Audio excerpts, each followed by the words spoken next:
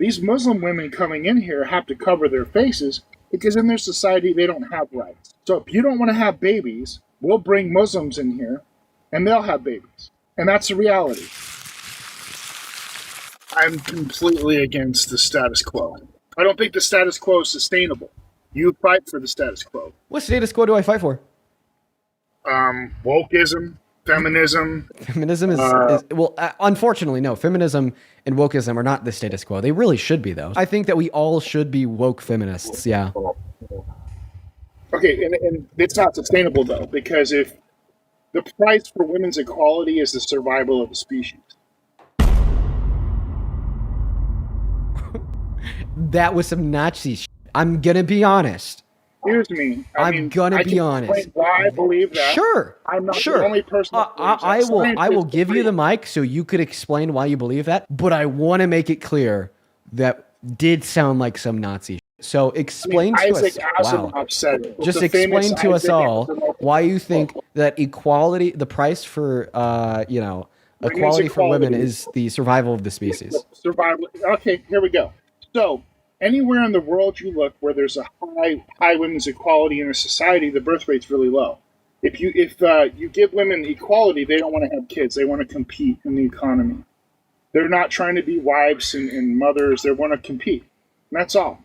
Anywhere in the world where there's low women's equality, the birth rate's really high. Wow. So if we know that to be true, and just thinking about it, you know that what I'm saying is true. No, I actually know that it's false, but I'll get onto that later. Okay, sure, it's false. I'm just... Sure. Can I explain why it's false? Sure. It's really easy. Sure. Like this is going to be like super duper easy to explain.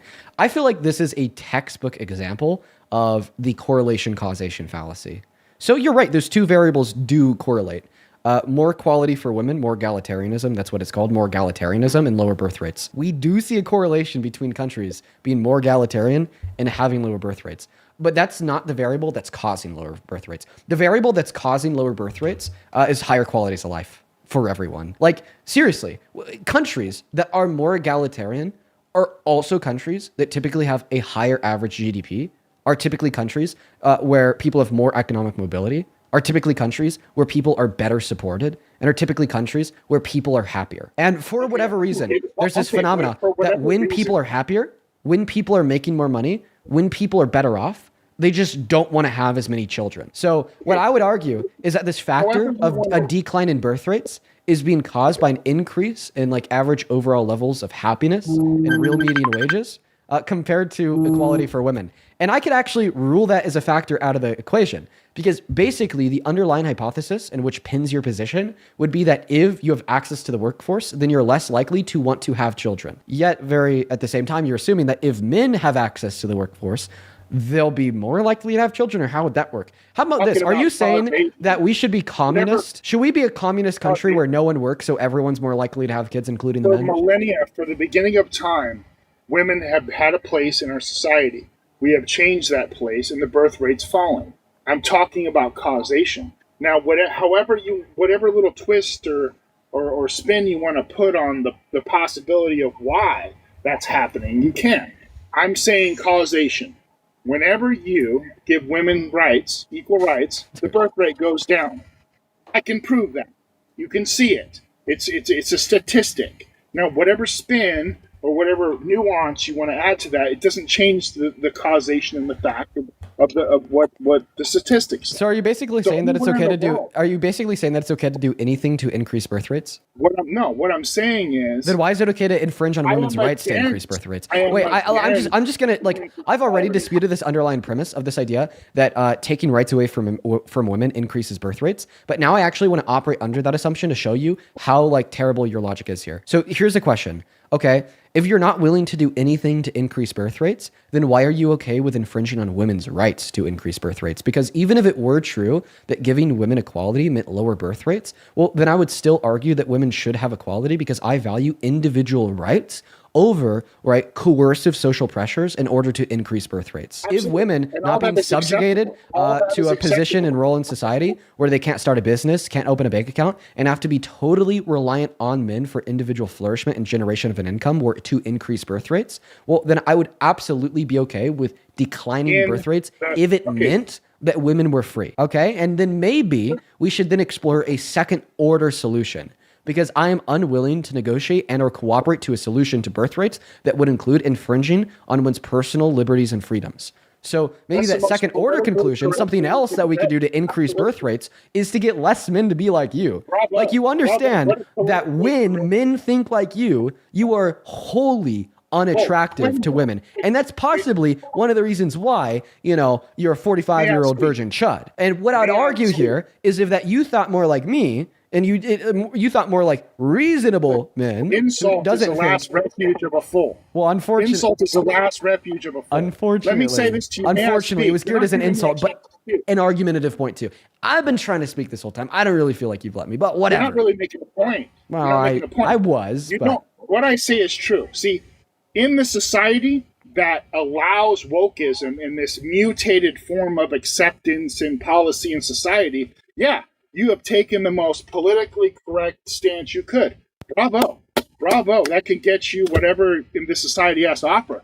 But what I'm saying is, when you take away the norms of society, which can happen very quickly, like yesterday, Verizon went down. Take away the cell phones for a month, take away the electricity, and all of a sudden, women don't survive without men. And that's a reality.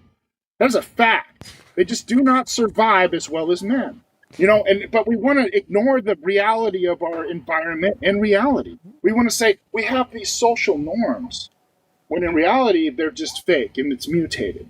You know what? You've actually finally said something that's right. When you said that women don't survive as well as men, you were right. Because I think they survive better. And here's my evidence. Don't worry, I got it. I think that women have a higher ability and better ability to regulate and control their emotions. And I think that would give some upper hand to survival. And this is both driven... Disagree. Okay.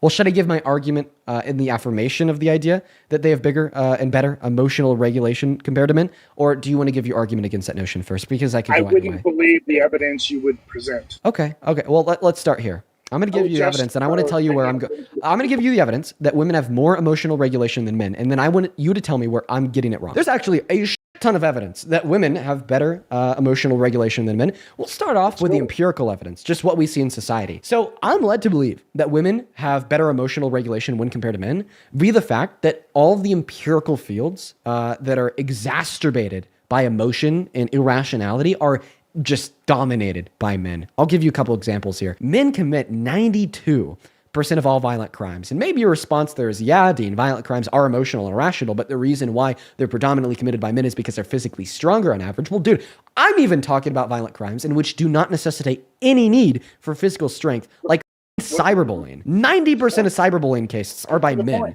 okay? And then the second argument that I make here, the second data point, would of course be, let's see here, reckless driving and drunk driving. Those two things are incredibly emotional and incredibly irrational. But then for whatever reason, men are significantly more likely to recklessly drive and drunk drive compared to women, even when we account for the fact that more men drive than women. A third fact that demonstrates that men are more emotional than women is the fact that 72% of all self-unalivings, if you're picking up on what I'm putting down here, are committed by men, which is just completely contrary to what should be expected, because what should be expected is that the individuals who hold less societal power, less money, less wealth, and less resources should be more likely to self-unalive. But then, for whatever reason, when we look at this dichotomy of men and women, men hold more societal power, more wealth, more resources, more money, and they're more likely to self-unalive. And then my fourth data point here would be is that when we look at the fields that are indicative of more rational thought and emotional maturity, they're dominated by women.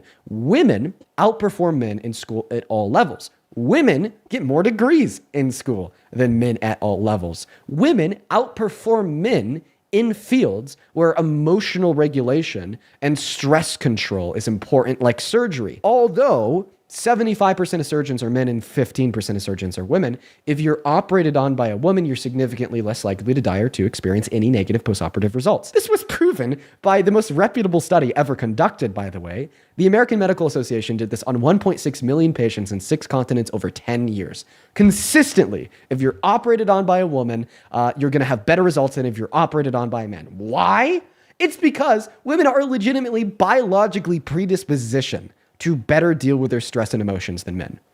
They have thicker dendrites on their neurons in their brain. And why would evolution give this advantage to them, may you ask? a lot of Because of tangents. childbirth. Not arguing that women have to give birth, but just simply arguing that because they can, okay, evolution gave them this upper hand of better stress and pain management. And now that I'm done giving you all of the empirical evidence for this notion, okay, that somehow women are better at dealing with their emotions than men, from looking at the different data points that are indicative of high levels of emotion being dominated by men, then looking at the different data points that are indicative of high levels of rationale being dominated by women. The final nail in the coffin here is just simply the fact that when women do EQ and IQ tests, they score higher scores than men on average. So yeah, man, I don't really know if you're going to be able to combat that argument. It's a very nuanced, lengthy, and intricate description of why your belief is false. But we'll see what you do. Don't crash out. You went on a lot of tangents there. For some reason, you wanted to. Oh, sorry. There's just so much evidence for what I believe in. Well, so for some reason, you wanted to prove that women are emotionally more responsible, and then you said in the workforce in certain fields, and they commit less drunk driving accidents, and so you're trying pretty hard to prove a point that they're emotionally more responsible. Correct? Is that the whole reason you just said all that was just to kind of? I'll correct you. I didn't have to try hard. I just did. Like, Well, I that was just the did point prove you you were wrong. trying to It make. wasn't too hard. Okay, so that was just the point. You weren't trying to prove me wrong. You're just trying to make the point that women are more emotionally responsible in our society. Yeah, so this would make the point that somehow women are more likely that's- to use rational faculties than emotional faculties when interacting in the world around us. Because of that, we should allow them to lead the way, even though for a millennia, for millions of years, we've run the system the same way and we survived. But now we're changing it. And that's what I'm trying to tell you. For millennia, we have survived with the way things were. Men in charge.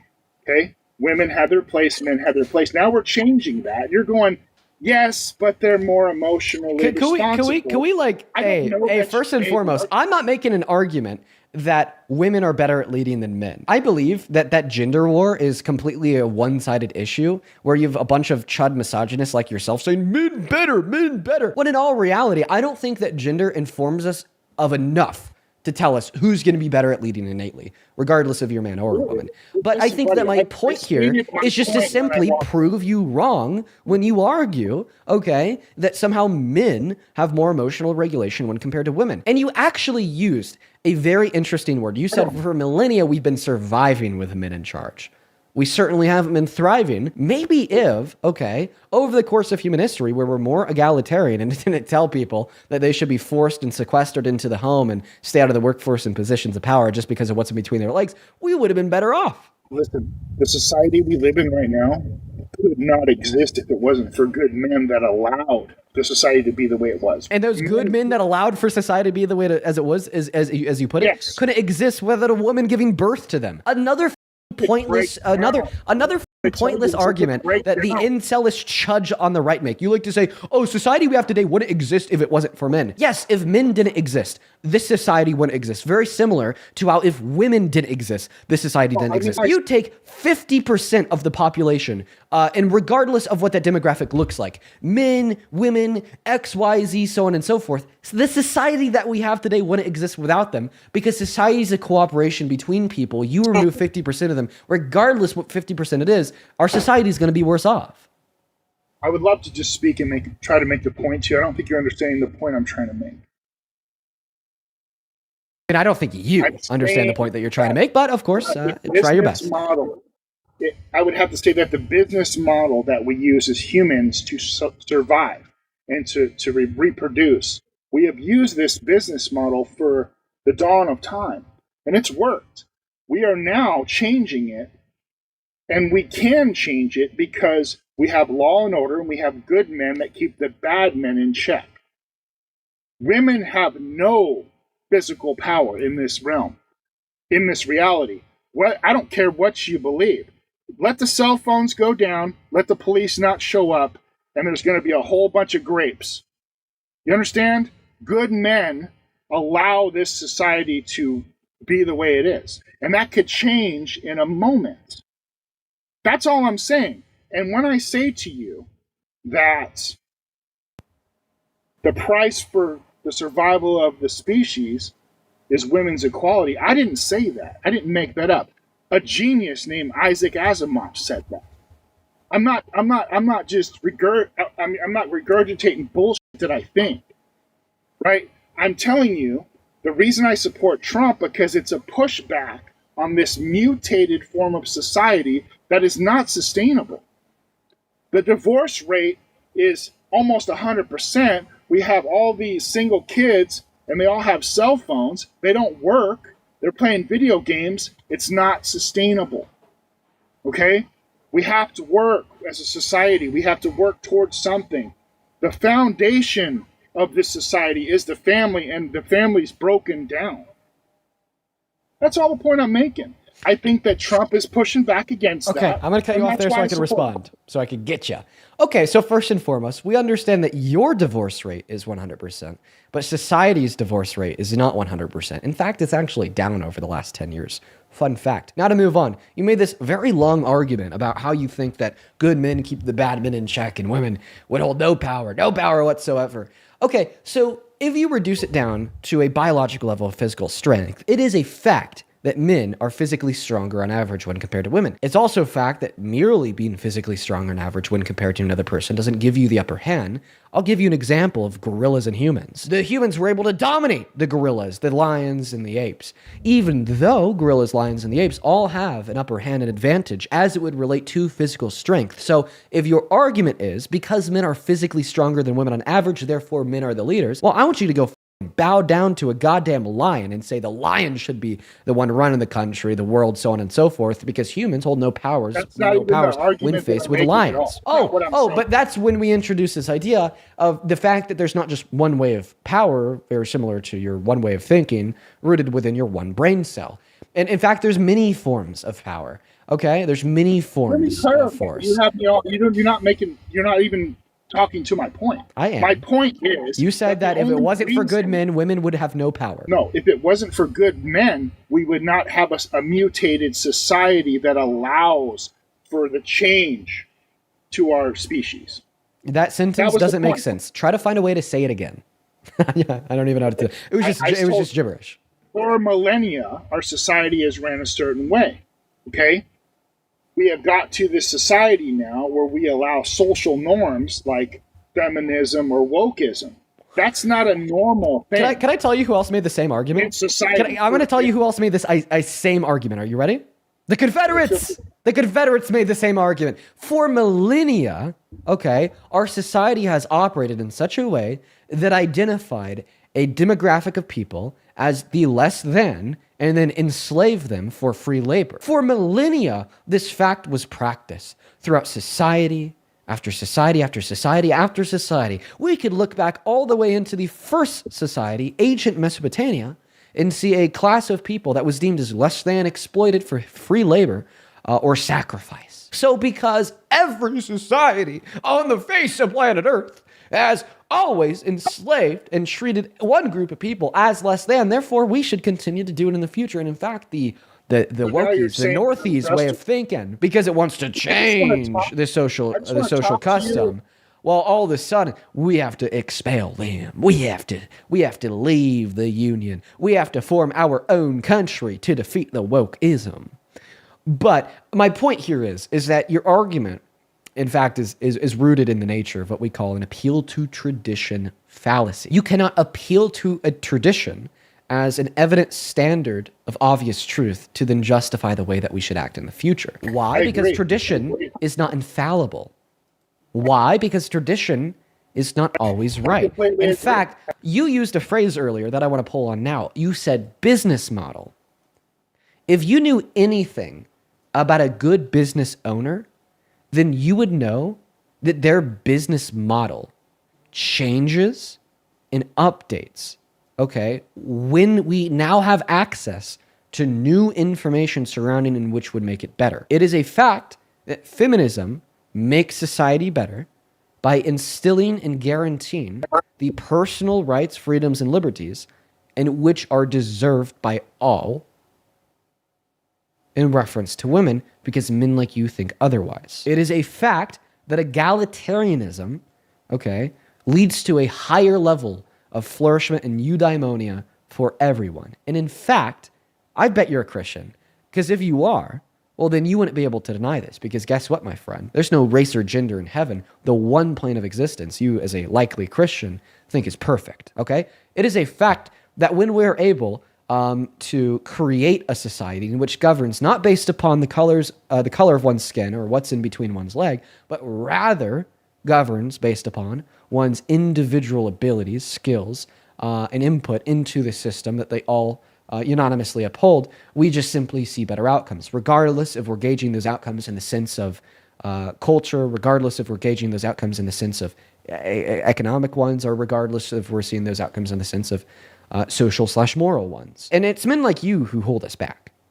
Truly, and I mean that from the bottom of my heart. Because instead of spending your time focusing on becoming a better version of yourself, instead of focusing on your time to create a society that's better off for everyone, not just other men, instead you spend your time chud maxing to hell and back, shitting on women, then probably asking yourself why the hell you don't have a wife. This is why, my friend, we understand that the women around you throughout your life have denied you, have said no, didn't want to go on that date, probably left a few with a restraining order, may I add. But this shouldn't reform your neuronal structures into being dead set on achieving this goal of the oppression of women because you think the reason why they rejected you is because of wokeism.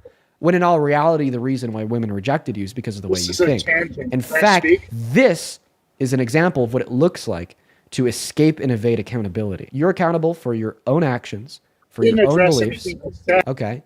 And you're the reason why so many women haven't wanted to get with you. No, I'm telling you why I support Trump, because I believe I'm against these societal norms that are not sustainable. Would you support Trump if he was a woman?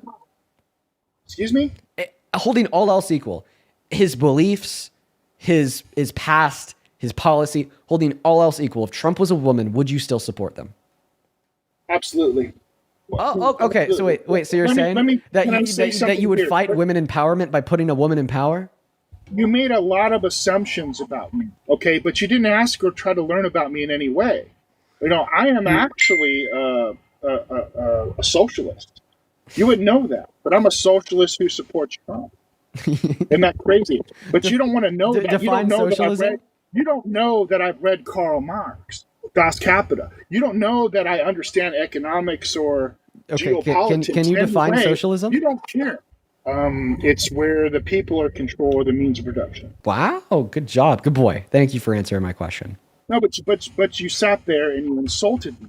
You didn't want to hear anything I said. Oh, I honestly, listen, I'm not gonna lie. It's probably just because I've heard this all so much, but like, I don't think I'm insulting you enough. Like, I could be a lot more demeaning than I am. Like, you deserve it. I'm gonna be honest. I think you deserve it. What would have changed under Kamala? What would have changed? Nothing. Business as usual. Money to the Federal Reserve. You understand? Well, for one, we wouldn't have plainclothes masked men killing women by shooting them 3 times in the heads. We wouldn't see, let's see here, people having their human and constitutional rights infringed on and violated. I think it's horrific what happened. I think it's horrific. I hate that happened. I was in Minneapolis the other day. But then you still support the guy that caused it because of your misogyny. I have a question. Do you think that men are better at leading than women? Sometimes. So you don't think it's true that men are better at leading than women in all circumstances, yet you think in all circumstances women should be secluded to the home? Okay, so if our birth rate's down, we bring in immigrants, and we bring them from countries who have high birth rates. Well, any country in the world that has a high birth rate has low women's equality. These Muslim women coming in here have to cover their faces because in their society they don't have rights. So if you don't want to have babies, we'll bring Muslims in here and they'll have babies. And that's the reality. So however you like your society to be, it will be Sharia law. And that's the way it'll be. And there's nothing you're going to do about it. Oh my God. And eventually you'll lose your rights in the end because you won't. This society we have was created from Europe. The ideas of Christianity, the innovation, it didn't come from Africa. It didn't come from Haiti. It didn't come from anywhere in the Middle East. You just contradicted yourself. You just said that the ideals of this country came from Christianity, but they didn't come from Africa. The first Christian church was opened in Ethiopia. Just saying. Interesting that you would say that when just saying. Jesus was in Israel, from the Middle East. So I'm confused as what you're saying. Because after Jesus died, Paul started the first church in Africa. Kind of a reach, no, listen, that's a historical fact. So first and foremost, I want to add something on here. Okay, so you just said, oh, all the Muslim women come over here and have to cover their face. Okay, this is what I call confirmation bias. The Muslim women that don't cover their faces that you see in public are not people that you confirm as Muslim. So then the only opportunities, okay, you have in public to confirm someone as Muslim is when you see them covering their face. So therefore, in accordance from your own perspective, okay, because the only people in public that you can confirm as Muslim are the women covering their faces, it makes you think that all Muslim women cover their face. On top of that, there's something else that I'd like to add in.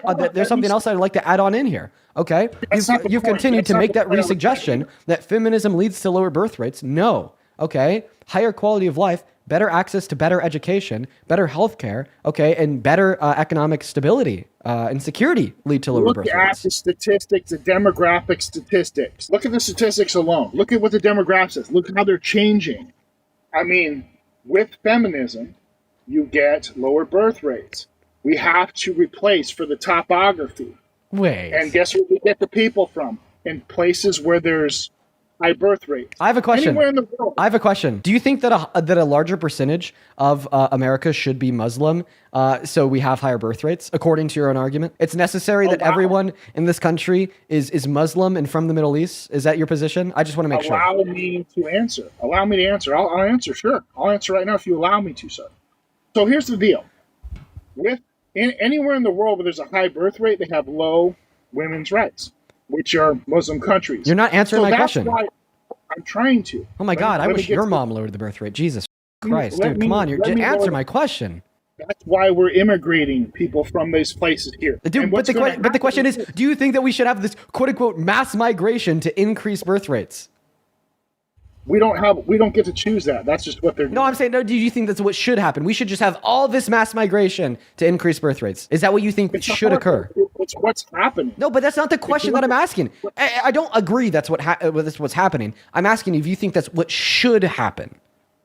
No, I don't think. Oh, wait, why? Because I thought that increasing birth rates was necessary to the survival of humans. So now you're saying that we shouldn't do something that's necessary to the survival of humans, given the fact that you're the one that said that we have mass migration. You're the one that said that all these immigrants are significantly more likely to have children. Therefore, they'd increase the birth rate. And then you said increasing birth rates is necessary for humanity. So then why? So if you disagree with mass migration, even though you know to increase birth rates in accordance with your own position, then why do you agree with opposing feminism? Because it will increase birth rates in accordance with your position. That is completely contradictory. You are now witnessing your different forms of bigotry contradict one another. And in fact, that's why we know that your beliefs are not rooted within sound grounding, but rather are rooted within pure bigotry. Because, all right, you're trying to give rationale for this idea that we should be against feminism to increase birth rates. But in all reality, it's obviously just the case that you're against feminism because you're against women. Because then as soon as I'm able to show something that's true under your view that would increase birth rates, like more immigration into this country, all of a sudden you oppose it because of your second bigotry of not liking immigrants, black and brown people. So it has nothing to do with the rationale, because if it was just about the rationale, if you had no bigotry against immigrants, black, brown people, and women, okay, then you would argue that we should have as much immigration as possible. But no, now you're saying, oh, we don't need any of that either, which is just you taking the mask off, exposing that it's not about that rationale. That's obviously false, as I've proven, but it's just about the bigotry. Well, I'm going to be clear with you. I'm very proud of being white, and I believe that my white culture. Oh, am I not allowed to be proud to be white? Well, it just means I'm going to laugh at you for saying that. That's what you are. See, you don't like white people. You hate yourself. White culture allows you to have that microphone and those headphones and be on the internet. Go anywhere in the world, you don't get this. And guess what? Somehow we tricked our women to think not to have babies. So now we have Africans. You're such a dumbass, dude. You just said if you go anywhere else in the world, they won't have this. Listen, this is okay. I wanted to tell y'all something that I love about Speed. If you know who that is. He's right now doing a tour throughout all of Africa, exposing the age-old colonialist and white supremacist lies that Africa is just mud huts because black people. Okay? Look at this. Do you know what statistics, the poorest country in Africa is? Do you know? Mr. White Man, Mr. Intelligent White Man, Superior White Man, do you know what the poorest country in Africa is? I don't know. I would probably say... Oh, come on, Superior White Guy. You gotta, like, you know, be intelligent, Somalia? right? Somalia, maybe. Madagascar, maybe. I'm not sure. But if you look at the statistics, that's the problem with you. You don't want to look at reality and the statistics. You want to go, oh, just... Okay. No. If you sit there and you preach No, to let your me clarify here. No, it's not Somalia. It's South Sudan. It's South Sudan. You really are. The only disservice that's been reported. Point. Oh, you know one thing. Who cares? Hey, can you stop crashing out and interrupting while the real man talks? Well, you won't let me be. Hey, little bro, I'm putting the binky in your mouth. Know your place. Okay, it's okay. You said if I were to go anywhere else and I want to have a microphone, and like this is just kind of like a predication off of like the age-old like colonialist white supremacist lie that like Africa's like mud huts because black people. Okay, but like I want to clarify. Okay, that's just simply false. Let's look at the capital. You're incorrect. Of the poorest country. That's a lie. Yes, it's a lie to assume that Africa's not just mud huts. You'll hear the call for prayer from your if Africa is just mud huts, what should we expect the capital of the poorest African country to look like? In New York City right now? No. Answer. You're not answering my question. I have no idea. I don't even know what this engine is or what you're trying to make. Oh, well, because you're saying, because earlier you're saying, white people made all cool shit. White people made all innovation. White people did all this. Okay, and you even affirmed that you said it's a lie when I said, that Africa's just... Nobody denies that. I'm going to show you an image of the capital of Africa's poorest country, South Sudan. This is the capital of Africa's poorest country. There's no roads. It's all dirt. Look at that. Dude, no, there is roads. There's infrastructure. There's buildings. That's just the random first image that I pulled when I typed in South Sudan capital. Are you allowed to say anything? No. Listen, I'm actually just going to go ahead and give you my piece here, then I'm going to kick you. There is one thing about you that I really like. Can I tell you what it is? Oh, I'm going to say it anyways. So you're a misogynistic white supremacist. Here's the thing. This is my favorite thing about misogynistic white supremacists, and I mean this genuinely. You're never going to get what you want. We already won. You will always have black people in this country. It's changed. You will always have immigrants in this country. We won. You will always have Muslims in this country. You will always have women in the workforce. You will always have Somalis in Minnesota. You're gonna have a Muslim in the position of the seat of the mayor, in New York City for the next handful of years. And because of that, you are going to spend the rest of your life crashing out. You're going to spend the rest of your life in self-confinement because when you go out on the street and you see somebody with brown skin, you shit yourself. And that's my favorite thing about you. That guy literally has a heart attack every single time he's informed of the fact that the most educated group in America is black women.